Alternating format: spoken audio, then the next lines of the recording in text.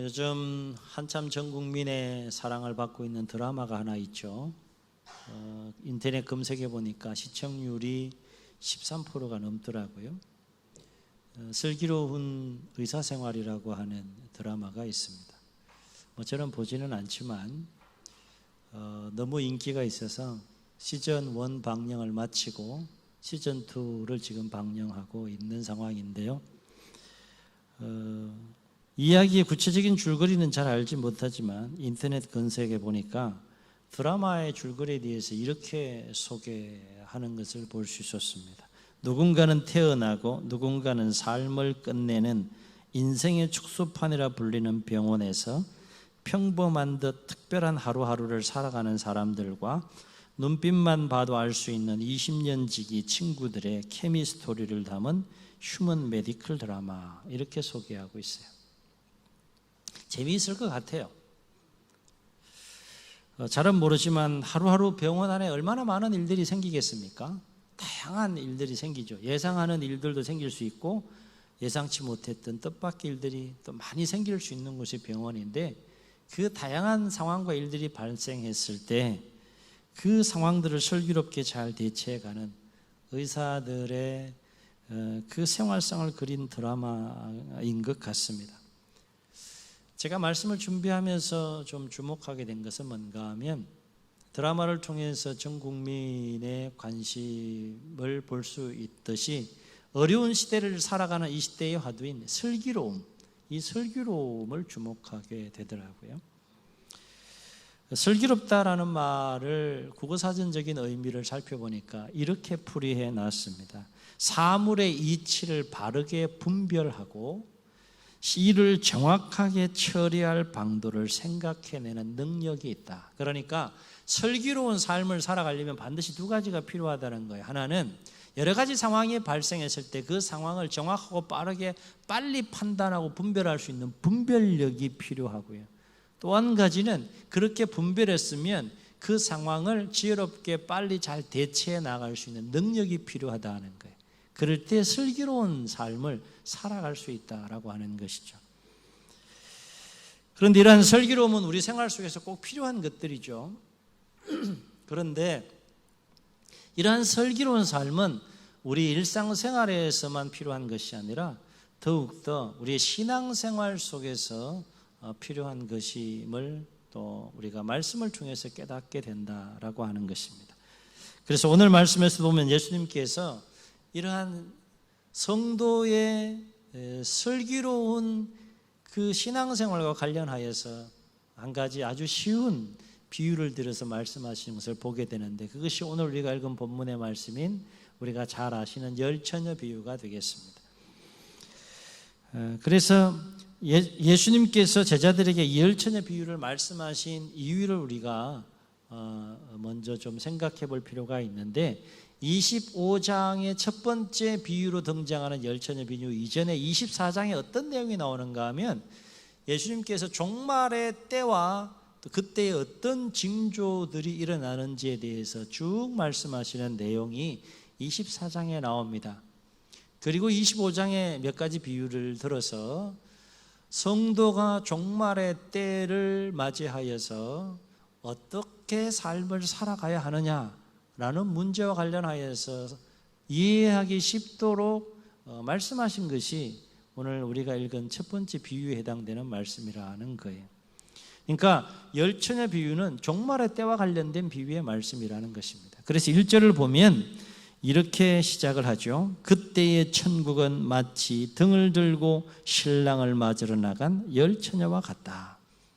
천국에 대한 이야기를 종말의 때와 관련하여서 예수님께서 비유로 시작하시는 것을 보게 됩니다. 참고로 유대인의 결혼식에는 몇 가지 절차가 있었는데, 일반적으로 그 혼례식은 초저녁에 이루어지고요, 신랑은 자기 친구들 몇몇을 데리고 자기 집을 떠나서 신부를 데리러 신부의 집으로 가게 됩니다.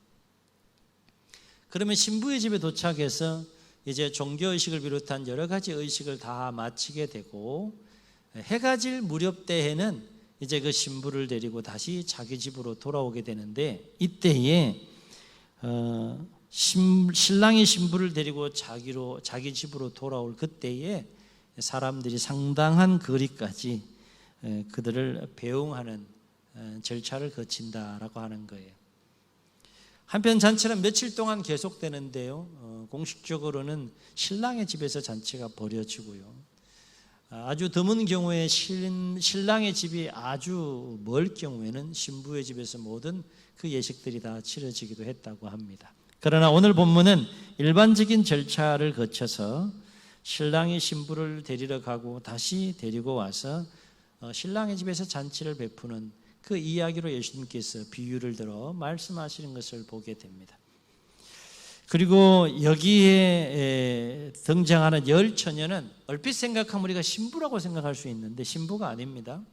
이 열 처녀는 신부가 아니라 결혼잔치에 초대된 신부의 들러리들을 가리키는데 이들이 하는 역할이 뭐였는가 하면 이제 신랑이 신부를 데리고 집으로 돌아올 때 저녁 무렵부터 등을 들고 나가서 신부를 데리러 오는 그 신랑을 기다렸다가 그들 일행을 혼인잔치로 인도하는 역할을 하는 들러리들이 오늘 비유 속에 등장하는 이 열 처녀들이었다라고 하는 것입니다. 그런데 예수님은 비유를 시작하면서 열 처녀가 똑같은 열 처녀가 아니라 다섯씩 구분을 하면서 다섯은 어떤 처녀라고 했습니까? 미련하다라고 했어요. 그런데 다섯은 또 어떤 처녀라고 했습니까? 슬기롭다라고 했어요. 미련하고 슬기로움의 이유와 근거가 뭐냐? 3절과 4절에서 예수님께서는 그 이유를 이렇게 말씀합니다. 미련한 자들은 등은 가지되 기름을 가지지 아니하고 슬기 있는 자들은 그릇에 기름을 담아 등과 함께 가져갔더니라며 그 이유를 말씀하십니다. 그러니까 열 처녀 다 등을 가지고 신랑을 맞으러 갔는데 미련한 다섯 처녀는 어떻게 갔다는 겁니까? 등불이 계속해서 타오르려면 기름을 충분히 준비해야 되는데 그 기름을 충분히 준비하지 않은 채 신랑을 맞으러 갔기 때문에 미련하다는 것이고, 슬기로운 처녀는 등불이 계속 타오를 수 있을 만큼 충분한 기름을 여유분에 충분한 기름을 준비하고 신랑을 맞으러 나아갔다라고 하는 거예요. 그런데 열 처녀 모두가 신랑을 맞으러 나갔는데 문제가 생기죠. 예상치 못했던, 전혀 생각지 못했던 뜻밖의 문제가 생깁니다. 어떤 문제가 생깁니까? 신랑이 올 때가 됐는데 안 오는 거예요. 이 신랑을 그토록 목이 빠지도록 기다리고 있는데 신부를 데리러 간 신랑이 안 오는 겁니다. 예를 들면 한 7시 정도면 와야 될 시간인데 안 오는 거예요. 신랑이 드디어 와서 아주 늦게 왔다는 겁니다. 얼마나 늦게 왔는가 하면 기다리다 지쳐서 어떻게 됐다는 거예요? 열 처녀 다 깊이 잠들었다는 거예요. 이럴 때면 한 10시나 11시 정도, 생각하지 않은 때 막 신랑이 신부를 데리고 온 겁니다. 6절을 보면 이러한 상황 속에서 신랑 앞에서 계속 신랑의 발길을 인도했던 무리들로 여겨지는 그 무리들에 의해서 큰 소리가 납니다. 신랑이 왔다, 신랑을 맞아라, 큰 소리를 치니까 그제서야 막 정신이 번쩍 들어가지고 열 처녀 모두가 허겁지겁 신랑을 맞이하게 되는데 여기서 문제가 발생하죠.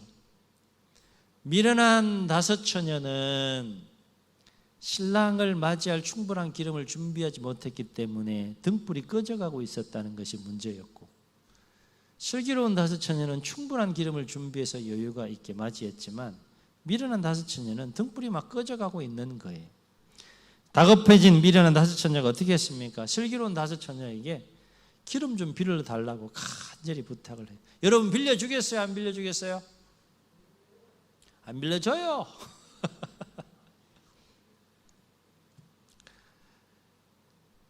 이 슬기로운 다섯 처녀가 기름을 전혀 빌려주고 싶지 않은 마음이 없었던 것은 아니었던 것 같아요. 이유를 드는 걸 보면 단칼에 자른 것이 아니라 합당한 이유를 대죠. 무슨 이유를 댑니까? 빌려주면 우리도 부족하니까 빌려줄 수 없다. 아마 정중히 거절했던 것 같고, 그래서 차라리 기름 파는 데 가서 사가지고 와라 라고 그렇게 말을 하게 됩니다. 그런데 문제는 또 다른 문제가 발생하죠. 신랑이 언제 온 거예요? 하여튼 시간도 잘 맞춰. 하여튼 이 미련한 다섯 처녀가 기름 사러 간 그 사이에 누가 왔다는 거예요? 신랑이 딱 왔다는 거예요. 아주 그냥 다 준비하고 이렇게 다시 올 때까지 좀 더 늦게 왔으면 좋겠는데 하필이면 기름 사러 간 그 시간에 딱 맞추어서 마치 약속이라도 한 것처럼 그 시간에 신랑이 딱 도착했다는 겁니다. 그래서 기름을 충분히 준비한 등불을 밝힌 슬기로운 다섯 처녀는 잔치에 참여하게 됐죠. 그러나 결국 미련한 다섯 처녀는 잔치 참여합니까? 못합니까? 못했다라고 했어요. 왜 미련한 다섯 처녀는 잔치에 그토록 참여하고 싶었음에도 불구하고 참여하지 못했을까? 두 가지 분명한 이유가 있어요. 첫 번째 이유는 앞서 말씀드린 것처럼 등불을 바칠 기름을 제대로 준비하지 못한 거예요. 더 중요한 이유가 있어요. 더 큰 이유가 있어요. 어쨌든 이 미련한 다섯 처녀는 기름 준비했어요, 안 했어요? 기름 준비했어요, 안 했어요? 오늘 보면 준비했다 그랬어요. 준비했다 그랬어요. 다만 타이밍을 못 맞춘 거예요. 늦은 거예요. 늦게나마 가서 기름 사가지고 왔어요. 잔치에 들어갈 수 있는 어떤 자격을 갖추었어요. 어쨌든 늦게나마. 그런데 문제가 뭐예요? 잔치집 문이 어떻게 됐다는 겁니까? 닫혔다는 거예요. 닫혔다는 거예요. 닫힌 문이 열려야 돼요? 계속 닫혀야 돼요? 미련한 다섯 처녀 입장에서 보면 열려야 되는데 이게 굳게 닫혀가지고 열리지가 않는 거예요. 그래서 오늘 말씀 보면 이 미련한 다섯 처녀가요 목에 핏대를 세우면서 주여 주여 우리에게 열어주소서 그렇게 간절히 간청하는 장면이 나와요. 그러니까 막 문을 두드렸겠죠. 그러면 신랑이 그 소리를 들었을까 안 들었을까? 예? 신랑이 그 소리를 들었을까 안 들었을까요? 들었어요. 그런데 그 신랑이 누굽니까? 비유 속에 등장하는 신랑이 누구예요? 악한 신랑입니까? 못된 신랑이에요? 성격이 까칠한 신랑입니까? 그 신랑이 누구예요? 비유 속에 등장하는 신랑이 누굽니까? 예수님께서 지금 비유로 말씀하시는 그 신랑이 누굽니까? 예수님입니다. 예수님. 자, 그러면 늦게나마 기름을 준비한 미련한 다섯 처녀가 문을 달라고 문을 열어달라고 간절히 그렇게 두드리면서 열어달라고 합니다. 열어줘야 돼? 안 열어줘야 돼? 예? 열어버리면 열어주겠어요? 안 열어주겠어요? 예수님인데? 십자가에 못 박히시기까지 사랑하신 예수님인데? 문 열어달라고 그렇게 애원하는데 열어줘야 되겠어요? 안 열어줘야 되겠어요?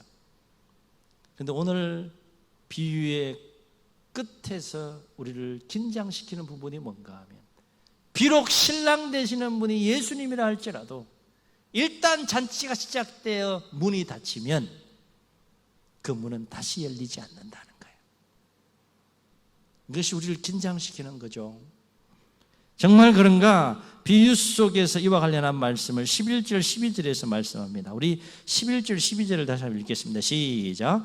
그 후에 남은 처녀들이 와서 이르되 주여 주여 우리에게 열어주소서 대답하여 이르되 진실로 너희에게 이르노니 내가 너희를 알지 못하노라 하였노라. 놀라운 말씀이죠. 주여 주여 열어달라는 건 뭐예요? 그만큼 간절히 호소했다는 거예요. 그런데 그 소리를 들은 신랑이 어떻게 했다? 진실로 너희에게 이르노니 내가 너희 모른다. 참으로 냉정하고 무서운 신랑의 모습을 볼 수 있습니다. 사랑하는 성도 여러분, 오늘 예수님께서 이 열처녀 비유를 통해서 말씀하시고자 하는 것이 뭘까요? 그렇습니다. 너희는 슬기로운 다섯 처녀처럼 준비하는 삶을 살라는 거예요. 준비하는 삶. 다시요. 뭐 하라는 삶을 살라고요? 준비해라. 준비해라. 매일매일 준비하는 삶을 살라. 무엇을 준비하라는 겁니까? 그러면 주님의 재림의 때를 준비하라는 거예요. 마냥 살지 말고 주님의 재림의 때를 매일매일 준비하면서 그렇게 삶을 살라. 이 이야기를 예수님께서 하시고 싶은 거예요. 여쭤보겠습니다. 여러분 매일매일 주님의 재림의 때를 준비하십니까? 마스크를 쓰셔서 대답을 하시는지 안 하시는지. 일부 때도 제가 말씀드렸지만 아이고 내 때에는 주님 안 오세요. 걱정 안 하셔도 됩니다. 그냥 적당히 믿다가 하면 됩니다. 그런 겁니까? 사실은 그런 마음이 우리 마음속에 올 때가 참 많아요. 그런데 그럼에도 불구하고 매일매일 주님의 다시 오심 재림의 때를 준비하면서 살라. 이것을 지금 강조하시기 위해서 예수님께서 열천의 비유를 말씀하고 있다는 거예요. 그러면 왜 우리는 주님의 재림의 때를 항상 깨어서 준비하며 삶을 살아야 되느냐? 네 가지 이유를 생각해 볼 수 있어요. 첫째는 주님은 약속하신 대로 오시는데 반드시 오신다는 거예요. 반드시. 아멘. 많은 말씀이 있지만 그 중에 한 말씀을 소개하면 요한복음 14장 1절로 4절에 예수님께서 이렇게 말씀하셨어요. 너희는 마음에 근심하지 말라. 하나님을 믿으니 또 나를 믿으라. 내 아버지 집에 거할 곳이 참 많다. 그렇지 않으면 너희에게 내가 일렀으리라. 내가 너희를 위하여 처소를 예비하러 가노니 가서 너희를 위하여 처소를 예비하면 그 다음 주목해서 들어보세요. 내가 다시 와서 너희를 내게로 영접하여 나 있는 곳에 너희도 있게 하리라. 아멘. 아멘. 예수님께서 그렇게 말씀하세요. 다시 오신대. 다시 오신대.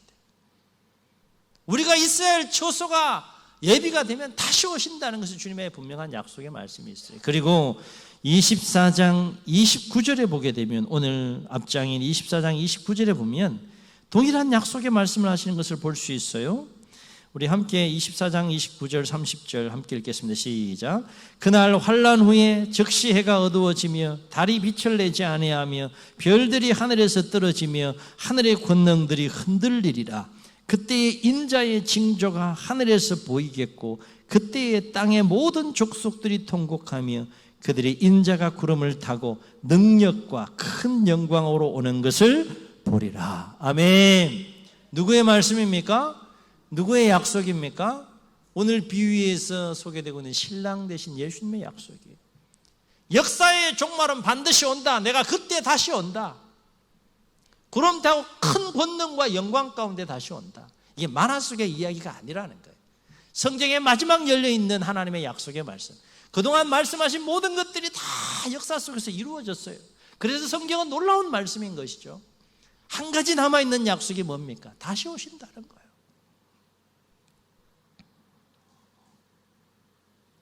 왜 우리는 항상 깨어서 주님의 재림의 때를 날마다 준비하며 삶을 살아야 되느냐? 두 번째 중요한 이유가 있어요. 그것은 반드시 다시 오시지만 언제 오실지 모른다는 거예요. 언제.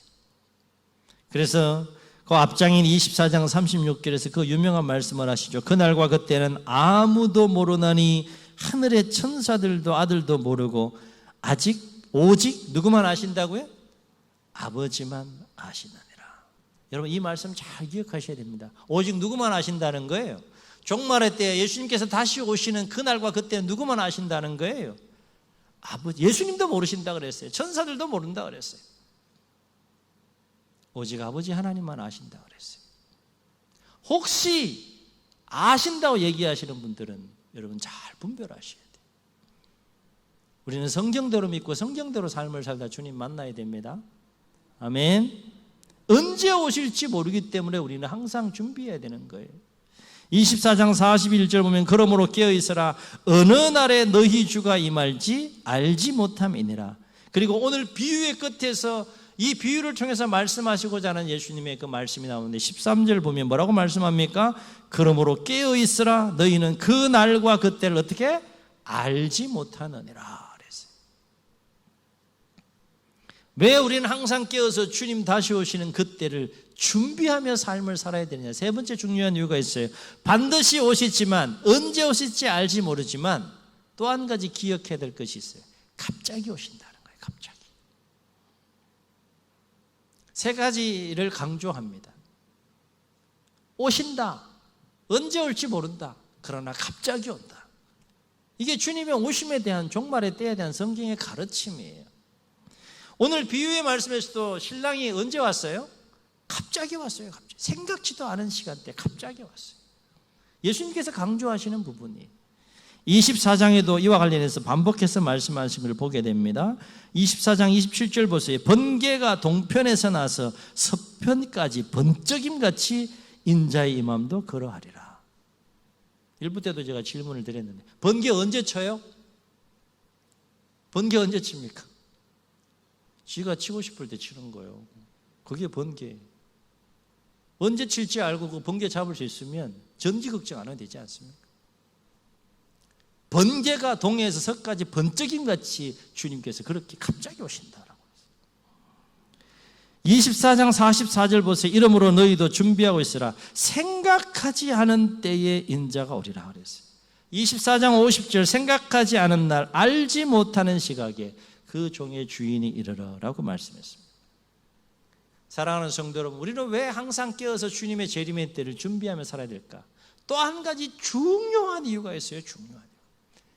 그것은 주님께서 재림하실 때 어떤 일이 일어나는가 하면 공중에서 혼인잔치가 벌어지게 되는데 이 혼인잔치에 참여할 수 있는 기회는 단 언제 주어지는가 하면 이 땅에서 우리가 살아있을 때까지만 주어진다는 거예요.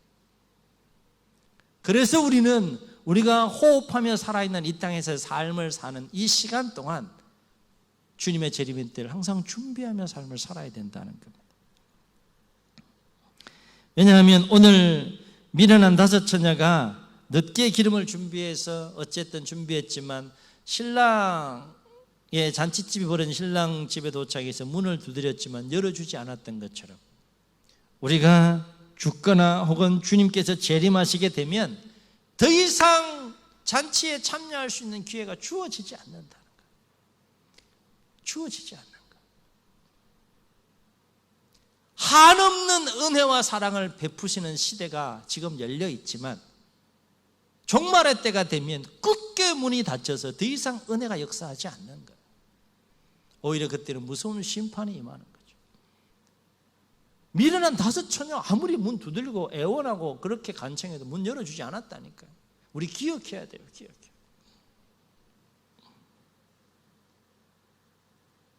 사랑하는 성도 여러분, 그렇다면 우리가 깨어서 주님의 재림을 기다리며 준비하는 삶을 살아야 되는데 어떻게 준비하는 삶을 살아야 되는가? 오늘 예수님의 비유의 말씀에서는 그것을 등불에 비유하고 있는데 등불을 준비해야 신랑의 잔치에 참여할 수 있다라고 하는 것이죠. 자, 그렇다면 등불을 준비하려면 뭘 준비해야 돼요? 반드시 등이 있어야 되고 기름을 준비해야 되겠죠. 그렇죠? 등과 기름 없이 등불을 준비할 수 없는 거예요. 그러면 주님께서 말씀하신 이 등과 기름은 무엇을 의미할까?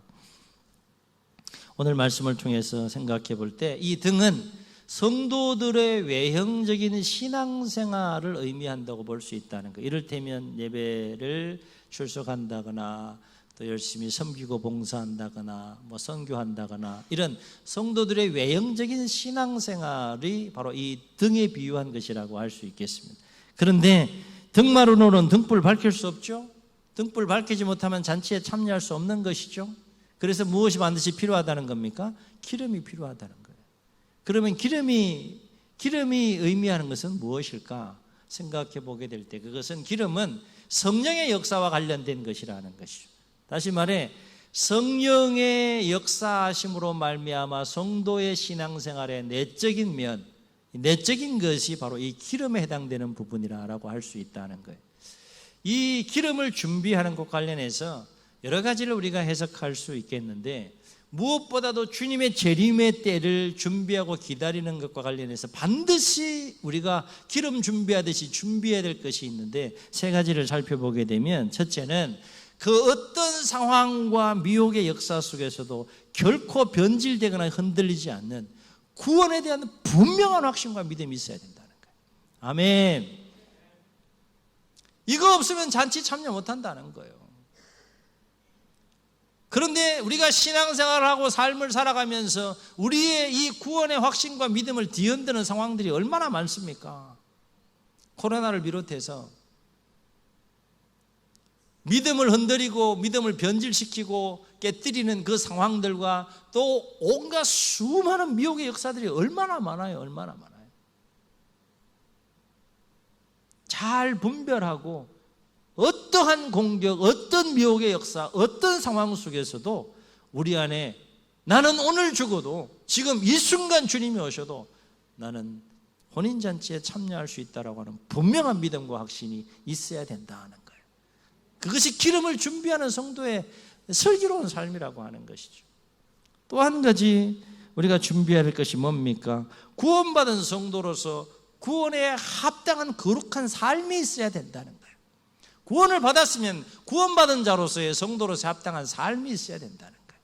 물론 믿음으로 은혜 가운데 구원을 받지만 그렇다고 믿었다고 해서 삶을 우리의 육신의 소욕대로 막 살면 안 된다는 것이죠. 이것은 신부가 정말 신랑을 사랑하는 마음과 순전한 마음을 가지고 하루하루 그 신랑을 기다리는 것 같은 그런 삶을 살면서 우리가 주님의 재림의 때를 준비해야 된다는 거예요. 또 한 가지 우리가 주님의 재림의 때를 준비하면서 준비해야 될 삶의 내용이 하나 있는데 그것이 뭔가 하면 열매가 있든 열매가 없든 복음의 증인이 되는 삶을 살아야 한다는 겁니다.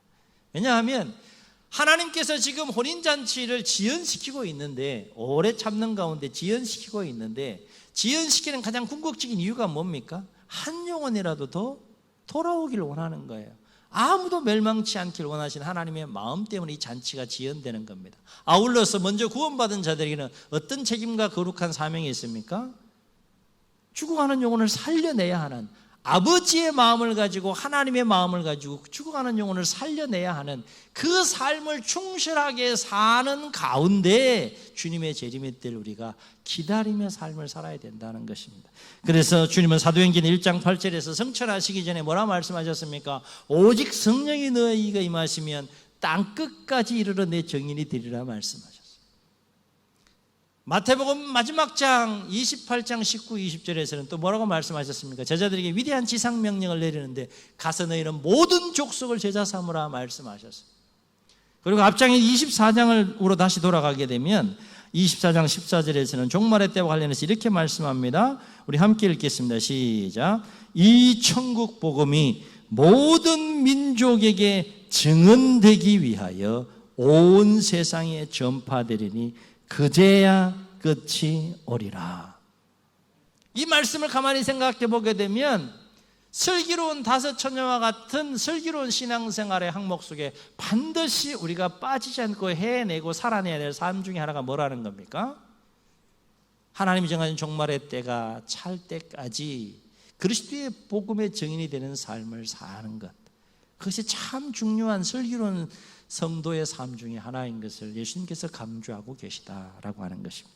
사랑하는 성도 여러분, 결국 오늘 예수님의 열처녀 비유를 통해서 말씀하시는 슬기로운 성도의 신앙생활이란 무엇일까 생각해 보게 될 때 그것은 하루하루 성실하게 삶을 살아가되 아무 생각 없이 살거나 그냥 살거나 아니면 이 땅의 일만 생각하며 살지 말라는 거예요.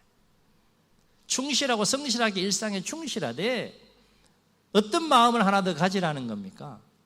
언제 오실지 모르는 주님의 그 재림의 때를 항상 기억하고 또 간절히 사모하며 준비하고 기다리는 마음을 가지고 하루하루의 삶을 살아가는 것, 그것이 성도가 살아내야 될 슬기로운 신앙생활이라는 거예요.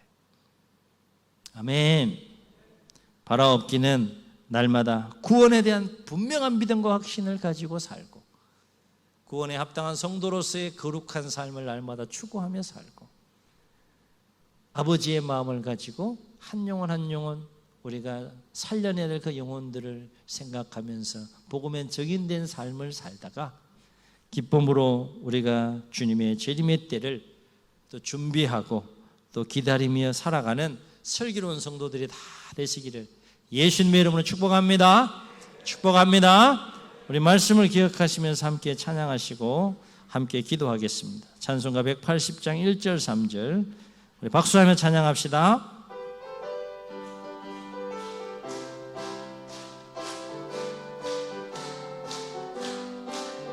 하나님의 나팔소리 천지진동할 때에 예수 영광 중에 구름 타시고 천사들을 세계 만국 모든 곳에 보내 구원받은 성도들을 아멘 아멘. 나팔 불 때 나의 이름, 나팔 불 때 나의 이름, 나팔 불 때 나의 이름, 부를 때에 잔치 참여하겠네.